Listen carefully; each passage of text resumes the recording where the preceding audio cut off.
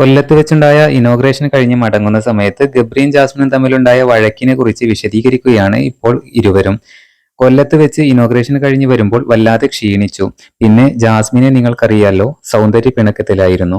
എല്ലാവരുമായി ജാസു അടിച്ചു പിരിഞ്ഞു ഗൈസ്. തമാശയിലാണ് ഗബ്രി ഇക്കാര്യം പറയുന്നത്. എന്നാൽ ഗബ്രി തന്നെ ചൊറിഞ്ഞതിനാലാണ് പ്രശ്നമെന്ന് ജാസ്മിനും പറയുന്നു. പിന്നെ ഞങ്ങൾ നല്ല രീതിയിലൊന്ന് അടിപിടി കൂടുകയും ചെയ്തു എന്നും ജാസ്മിൻ വ്യക്തമാക്കി. ഇതോടെ ചൊറയുമൊക്കെ ആരാണെന്നറിയില്ല എന്നാണ് ഗബ്രി പറയുന്നത്. എന്നാൽ വഴക്കിട്ട കാര്യങ്ങൾ ഞങ്ങൾ അപ്പ തന്നെ പറഞ്ഞു തീർത്തു എന്നും പിണക്കങ്ങൾ ഞങ്ങൾക്കിടയിൽ ഉണ്ടാകാറുണ്ട് എന്നുമായിരുന്നു ജാസ്മിൻ പറഞ്ഞത്.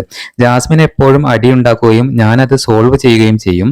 ഞാനത് ക്ഷമയോടെ കൈകാര്യം ചെയ്യും. എപ്പോൾ അടിയുണ്ടാകുമ്പോഴും ആദ്യം വിഷമം വരുമ്പോൾ ഞാൻ ക്ഷമിച്ച് കളയും. നമുക്ക് വേണ്ടപ്പെട്ടവരോട് മാത്രമല്ലേ നമുക്ക് ക്ഷമിക്കാനാകൂ എന്നുമാണ് ഗബ്രി പറയുന്നത്. എന്തായാലും ഇരുവരുടെയും ഈ കുസൃതിയും തമാശയും വഴക്കും കാര്യങ്ങളെല്ലാം തന്നെ ആരാധകരെല്ലാം ഏറ്റെടുത്തു കഴിഞ്ഞു എന്നുള്ളതാണ്.